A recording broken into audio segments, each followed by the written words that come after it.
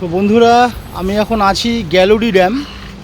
এই যে দেখতে পাচ্ছেন ড্যামের কন্ডিশন অসম্ভব গতিবেগে এখান থেকে জল ফ্লো হচ্ছে।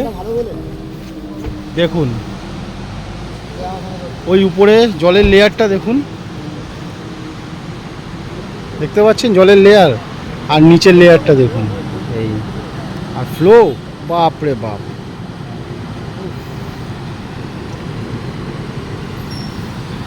চারিদিকে পাহাড় দিয়ে ঘেরা।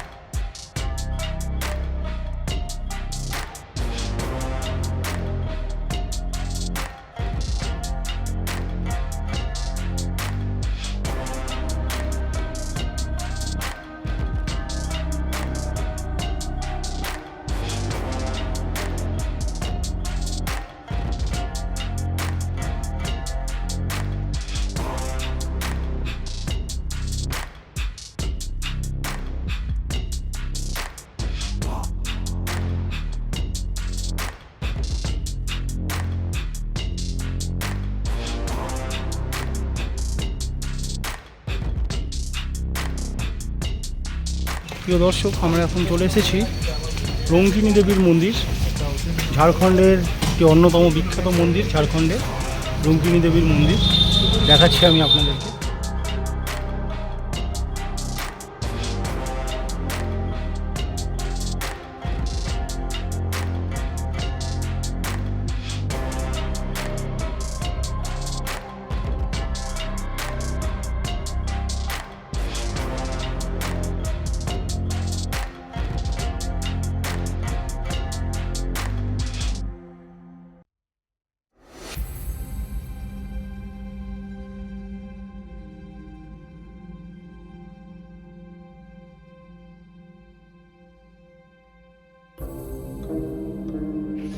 দেখুন, এটা হলো রঙ্কিনী দেবীর মন্দির।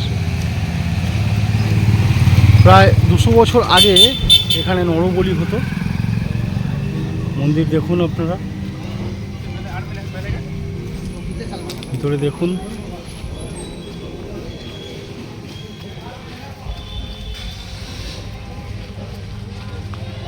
আর এর ঠিক বিপরীতে যে পাহাড়টা রয়েছে, এই পাহাড়টা এখানেই পুজো হতো এবং এখানেই নরবলি হতো। এটাই অ্যাকচুয়াল মন্দির। পরবর্তীকালে শিফট করে এখানে করা হয়েছে মন্দিরটি। যে দেখছেন মন্দির সকলের জন্য মা।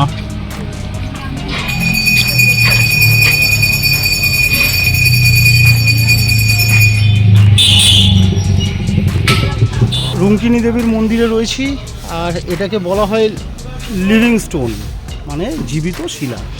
অর্থাৎ এই শিলাটি ধীরে ধীরে বৃদ্ধি পায়।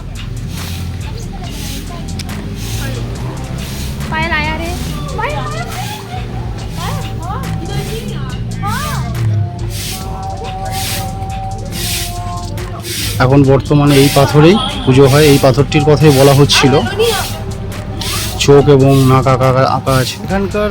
এখানকার পুজোর যে পদ্ধতি তা হলো লাল কাপড়ে নারকেল বেঁধে এরকমভাবে, ঠিক এইরকমভাবে ঝুলিয়ে দেওয়া হয় মনস্কামনা। আপনার যা মনস্কামনা আছে এখানে ঝুলিয়ে দেবেন এবং পূরণ হয়ে গেলে একটি রাত নারকেল খুলে দিয়ে যেতে হয়। অ্যাজ ইউজুয়াল যা নিয়ম তাই। শুধুমাত্র ঝাড়খণ্ড এবং পশ্চিমবঙ্গের কয়েকটি জায়গা ছাড়া দেবী রঙ্কিনীর নাম আর বিশেষ কোথাও শোনা যায় না। তবে জানা গেছে যে এই রঙ্কিনী দেবী এই এলাকার আদিবাসীদের দেবী। পরবর্তীকালে যখন হিন্দুরা বা বাঙালিরা বা অন্যান্য সম্প্রদায়ের মানুষজনেরা এখানে আসেন, তখন তাদের মুখে মুখে আস্তে আস্তে ধীরে ধীরে প্রচার হতে শুরু করে এই রঙ্কিনী দেবীর নাম। সেই থেকেই এই মন্দিরের বিকাশ ঘটে এবং এই মন্দির স্থাপিত হয়। তো কথিত আছে কোনো এক ধোপা তার ধোপার কাজ করতে করতে হঠাৎ করে একটি ষোড়শী কন্যা তার ব্যাগের মধ্যে ঢুকে যায় এবং পরবর্তীকালে সেটা পাথরের পরিণত হয়। তা থেকেই এই রঙ্কিনী দেবীর প্রচার হয়, রঙ্কিনী দেবীর পুজো শুরু হয়।